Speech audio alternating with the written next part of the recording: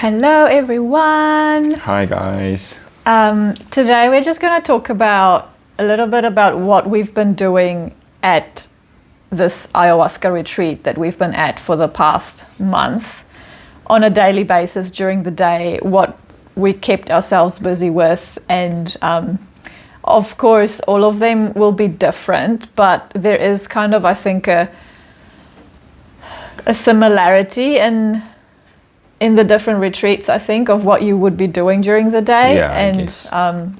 Mostly it's eating, sleeping, and moving very slowly. Contemplating, journaling, and things like that. But yeah, we thought we'll talk about it because there were actually quite a few, things. So, well, firstly, you're doing these ayahuasca ceremonies very late at night, or it goes up to quite late at night. So during the day, you're pretty much wiped out and quite for the next day. tired. Yeah. So you don't do much. You try to move as little as possible and just rest a lot, but also not. We didn't wake up really late because we tried to get up at a normal time so that your body still kind of has, Yeah, and one of the reasons is because you don't want to miss breakfast, because on ceremony days you have breakfast and you have lunch, but there's no dinner for obvious reasons. So, and breakfast is at 7 in the morning. Yeah, at this retreat it's 7 o'clock breakfast. So it's like you do want to eat. Yeah. But you can go a little bit later as well, but then the next meal is very close, so that's like a midday lunch. And you don't really want to take any food in after like 2 p.m. Yeah, as it's the recommendation.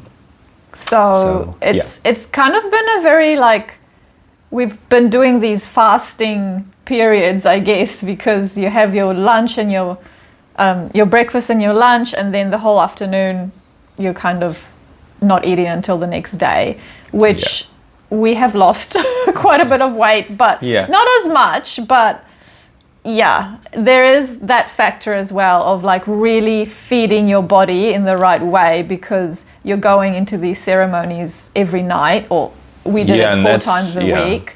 So there's a bit of that of taking care of yourself in a whole different way so that your body doesn't, feel bad. And that's the importance of the preparation before you go as well.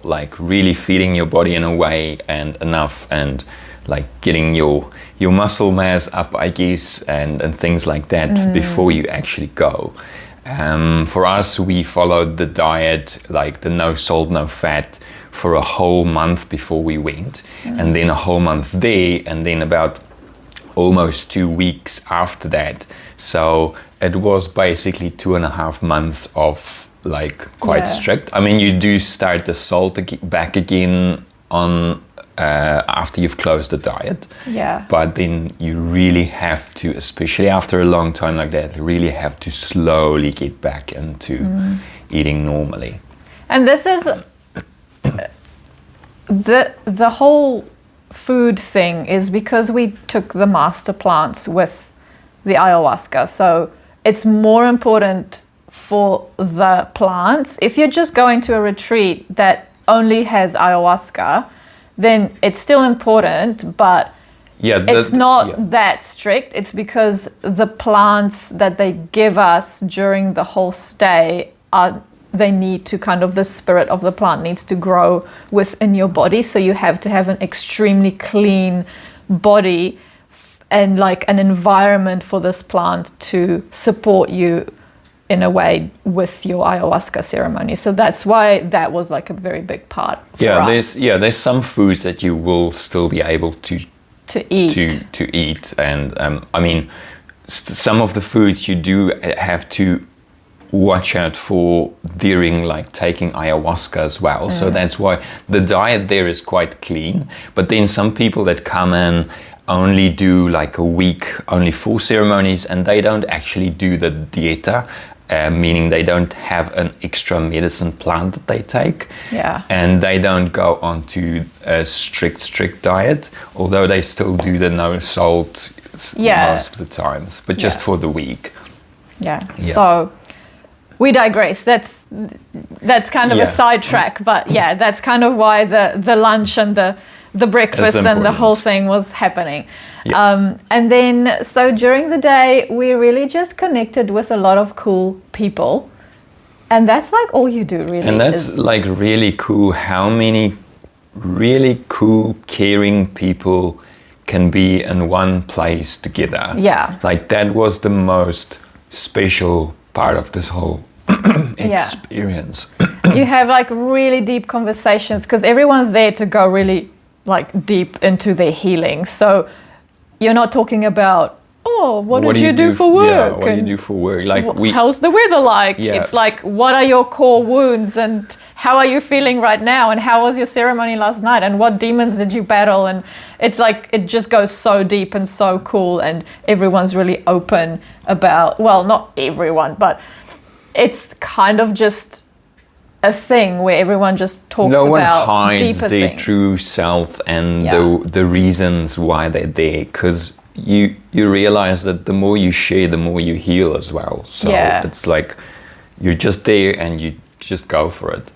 I mean, some of the people we have been there with for like a whole month, and we didn't know what they were doing for work until the last few days. and that's like the last really thing. Cool, because sometimes people can, and like people judge people on what they do for a living. Like, oh, I'm a doctor. Oh, okay, so now people feel a little bit weird about talking about certain things, or like, so it's just kind of, it doesn't matter. It's just a real person that's there, and that's important. So we really enjoyed that part of it. Like during the day we just hung out in the lounge and we're just chatting to these random strangers, like feeling like we've known them forever, and that was honestly such a nice thing. And then other things that we did, we would go and have our morning master plant every morning. So there's a certain time every time, like if you take trees, then it's usually like morning, and then for all the rest of the plants is usually like an afternoon. Do I have it the right way around? I think so. I got confused because I had mine with Julia in the morning, so the medicine guy kind of made mine specially for me in the morning. Because he was like, these guys are a couple, they're always walking together and doing things together, so he got hours so basically together. That's kind of, you have your medicine plant every day except for Sundays, and you just take it every day. And then in the afternoons we have integration sessions. So every time after a ceremony in the afternoon, everyone gathers in the Maloka, and then we each share what happened to us the night before, and then the shaman will kind of give some insights on that, or just kind of give you some advice. And in these sharings, like, they are more like interested in the things that you struggled with, the things that were difficult, because they want to know what they can help with the clearing the next night. So that's like, you don't go and tell them I've flown around the universe and I've done all these amazing things. Like, they want to hear the hard stuff that was the struggle, that was difficult. Also because it takes so long. If it's a big group and each person starts to share like a 15-minute story of the amazing things that they did, it's like, what do you want to clean tomorrow night? That's what they want to know. So it's more like, okay, I struggled with this, I want to clean this, and then they sing their songs for you according to what you want to clean. I mean, sometimes we were like over 20 people at some stages. So a session like this can easily run for an hour and a half. So it usually starts like at 2 p.m. So that's another thing that you need to know. You have to, so you kind of, want to complete your journaling and all the contemplation a little bit before that time, so that you know what to bring to the session as well. So yeah, these little things that kind of shapes your day as you go. Yeah, it's like you get up, go for breakfast, then you're chatting, and then all of a sudden it's lunchtime already, and then you're chatting again, and then all of a sudden you need to go to integration, and you haven't done your journaling yet, and then so sometimes it's like the stresses of the jungle. It's like, oh no, I need to do this. And then the anticipation of the next ceremony is also creeping in. So there's a little bit of a kind of a, I guess, like a stress feeling that comes through on ceremony days, because you're knowing that it's coming. And not having dinner, it's like there's nothing to do from midday to ceremony time. So I mean, you can like do whatever you want, and some people try and sleep maybe to catch up on some sleep, but then it's quite warm in the jungle. It's quite hot, so it's not the easiest thing to do to sleep midday. We couldn't really. We took some daytime naps, but it didn't really work. You're just lying there in this heat, and you've got your little fan. Yeah. On rainy days, that's good, because then you can kind of relax a little bit. But you just rest your body, basically.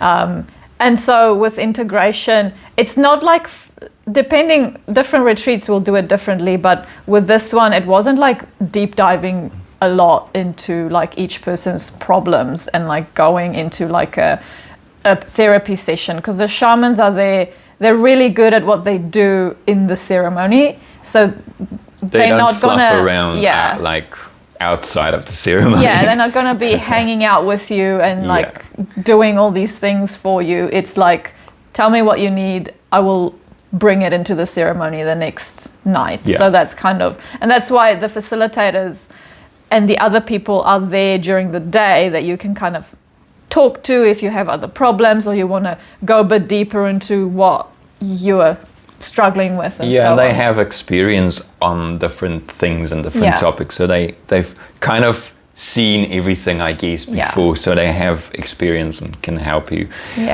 So then after integration, it's like from 2 p.m. to whenever. But then at 4 p.m. we usually had the cutoff time where you have to have your intentions for the next ceremony, because then they get kind of translated and written into a way that the shamans can understand, want to have them and can understand them. So that's like at 4 p.m. that's the cutoff for integration. So you put your intention in for that night, basically. And sometimes the intention is kind of revealed in your session, in the integration. As you speak, they can have suggestions like, maybe you should clear this and this and this, but you can always change and take your personal can intention. write. We had a little box, so you write your things and you put it in the box, or you go to the facilitators and talk it out, they can or help you. So that was that. And then sometimes we used to have, I think twice a week, we would do flower baths, which kind of cleans your field, which is, it's not a bath, it's more like a bucket of water, which is filled, it's filled with these flowers and herbs, and it smells so good. It's like this divine elixir of potion of things that they put in the giant tub, and then you take your bucket and you fill it, you go into the outdoor showers, and then you just cleanse yourself with it, and you've got flowers and herbs all over you. And you try to cover the whole body, and then you air dry. You air dry. So you have to kind of air dry. So the idea is to go take a shower, get clean, and then do the flower bath. And then actually air dry and take that into your ceremony, like with that. So sometimes you have still pieces of like flowers in your hairs and in your hair and things like that, but it's like you're absorbing those plants' energies as well in your body, and they are cleaning you and they are supporting you as well. It's just like covering yourself with nature so that you are ready for your ceremony that night. So that was kind of nice. That was, it was quite good. And then the ceremony started like around like just I think 7:30 the Maloka opened. And then the actual ceremony starts. Like the first people start to take the medicine at 8. And then the ceremony goes to like, say, maybe 12 o'clock. Yeah. And then after that, sometimes you're still in the journey, so then it takes even more time. That's usually me. So, yeah, and then, I mean, those nights, most nights we went to bed like at either 2 or 3 a.m. in the morning. So that does take a toll on you after like a few weeks. And you have but to then wake up also early. After the ceremony, it's like once everyone's out of it, you kind of start chatting, and it's nice because you've got this candle lit in the space and everyone's chatting about what they experience. So then it goes on for longer. Sometimes it's like 4 o'clock in the morning and you've been chatting with these people, and then you go to bed. So and sometimes even if you're tired, like it's actually fun to be there and be like around the people, and like some people decide to go immediately to their beds, which is probably wise because you get sleep in.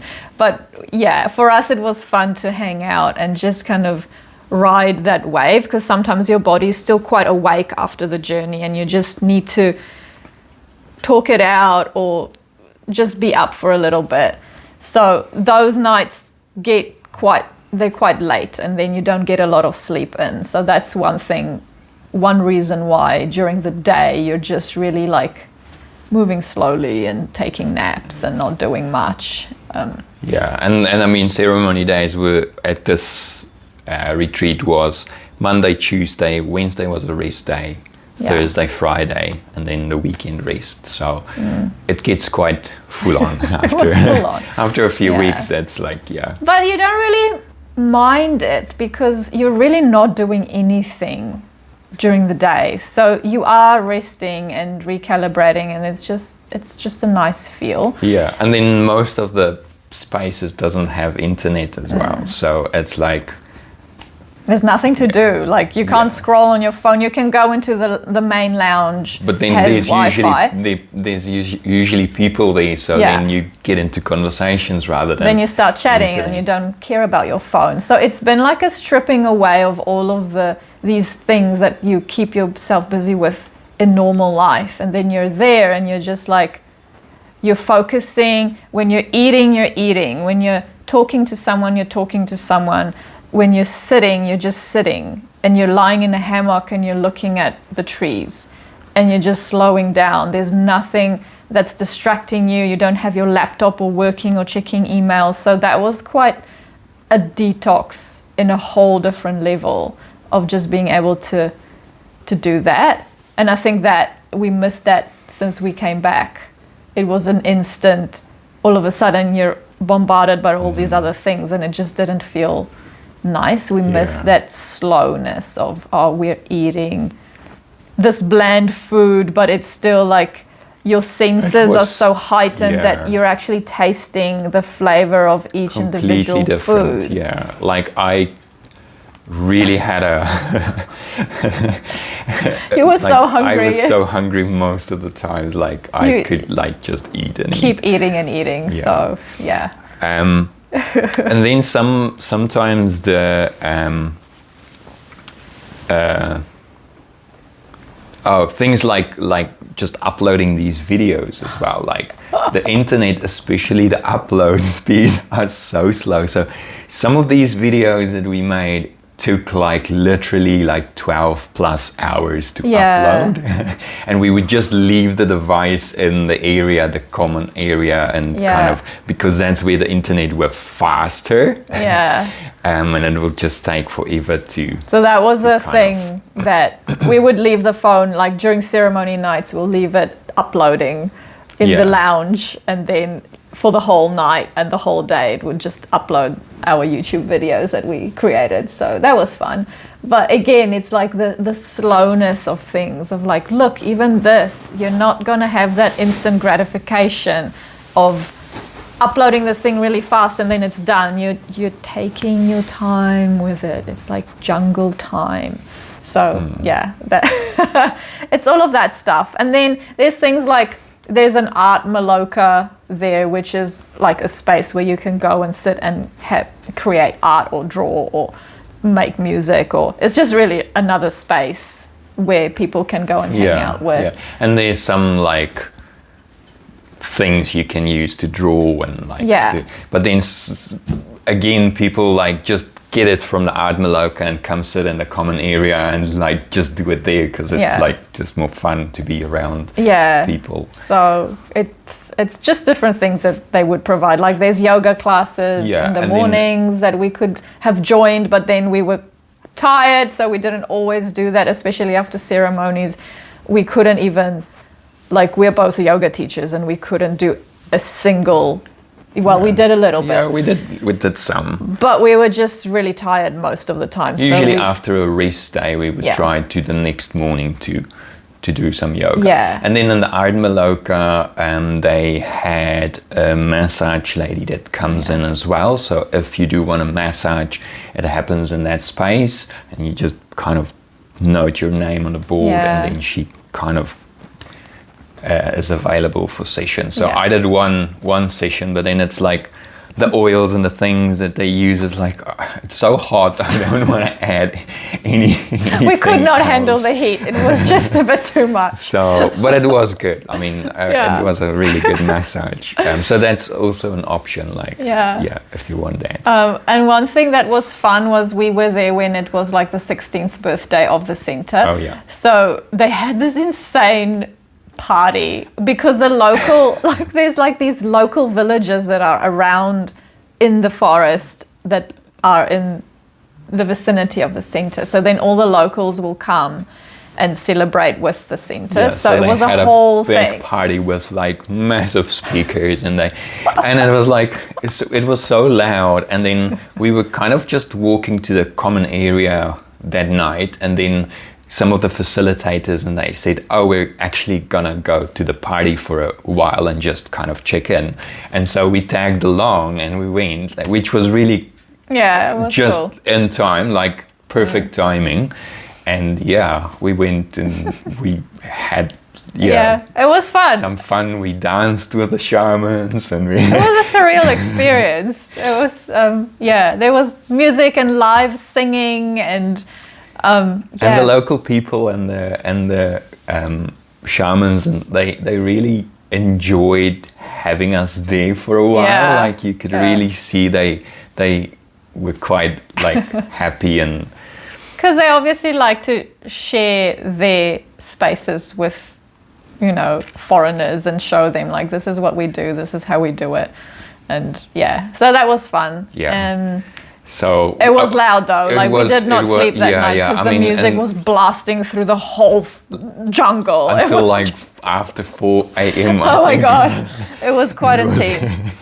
So sometimes we did have that, which was unexpected. Was like music coming from the local villages from would far away, come through the jungle space, and then we'd be like, what is happening right now? Like, what? This is strange. Yeah, but it was never as loud as this particular night. So that happened, but not as often. But we kind of accepted it in the end. You learn to accept a lot of things when you're. Yeah, there's a lot of like, a lot of things that you won't expect to encounter in the jungle space that still happens. But it's like a way to expand your capacity, I guess. Like it's just pushing the limits in some ways. Those chickens that crowed in the middle of the night, at any time of the night, that was fun. So there's like a different, like 2 a.m. they have a slot where they go on for a while, and then again at 4 a.m. So the first few nights was really difficult, but then everyone said, you'll get used to it, and we actually kind of did. We slept through the crowing of the chickens. They were the wildest animals in the jungle. Anyways, and then what else? We got to offer some breathwork journeys at the center as well, because we are breathwork facilitators, and we just thought, let's offer a bit of that. So we did 2 sessions with 2 groups, and that was really fun for us. It was really special, actually. To offer that and see how good it is to combine these two things, which is something that we'll probably be thinking about for our future endeavors as well, of like the grounding of the breath work and the deep therapeutic effects of that, along with an ayahuasca ceremony. Yeah, and and just seeing like some people are there for quite a while, and some people have had really deep like ayahuasca experiences, but during the breath work it kind of was a complete different layer, like it a opens different up level different in things. a way. So and people like sometimes some people couldn't experience like emotions or something during ayahuasca experiences, but then they got to release that in the breathwork session. So it's a really good combination, I think. Like, we'll definitely look into that. It was such a good space, like such a good experience for us to actually facilitate for these people it was so fun. And what else? We have, well, there's other things that you can do during the day. You can go like on day tours and you can go swimming in the river. But then they also don't like recommend going out of the center space because your energy is so pure and so open. And especially if you're there for a long time, you go out on a day tour mixing with other people and you go through the city or the town or whatever, and you're infiltrated by all of these other energies, and it's actually quite overwhelming. Yeah, and I mean, and Iquitos it's quite busy, and it's quite a big space. Like it's quite a big city actually, like, and really busy. So we decided just to stay in the center space. We didn't even go for any tours, any swims, anything that's kind of outwards. We didn't. So we went into the jungle, and a month later we went out. So we didn't want to do that. And if you do go out, then they kind of have to, I think they do a protection song for you the night before, so that it protects your energy from all of the outside world. Yeah, so it's also something that you kind of plan. You can just can't like just decide, okay, today I'm just going. And they don't recommend that. Yeah, so. I might try the river swimming next time if we go. I was tempted. It's just like what's in the river. Yeah, it's for me. It's more like the way there is quite far. So it's like, then you do this nice swim. That far, but you have to but walk then all the way in the way sun. Back, it's like then I can just take a shower.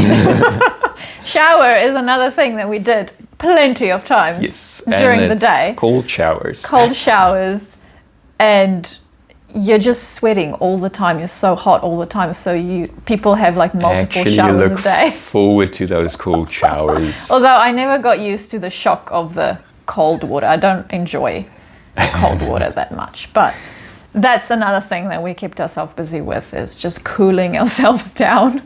And there were obviously pets like dogs and cats and things there, so we would. They have the most beautiful chihuahuas. And they are so looked after. All these pets, like there's probably, I don't know, even like 7 or 8 dogs, I guess, in total. And they're all different sized chihuahuas. But they are just so loving, and they love the attention, and it was a big part of the experience actually to be around them. Yeah. And then there's other like all the parrots and they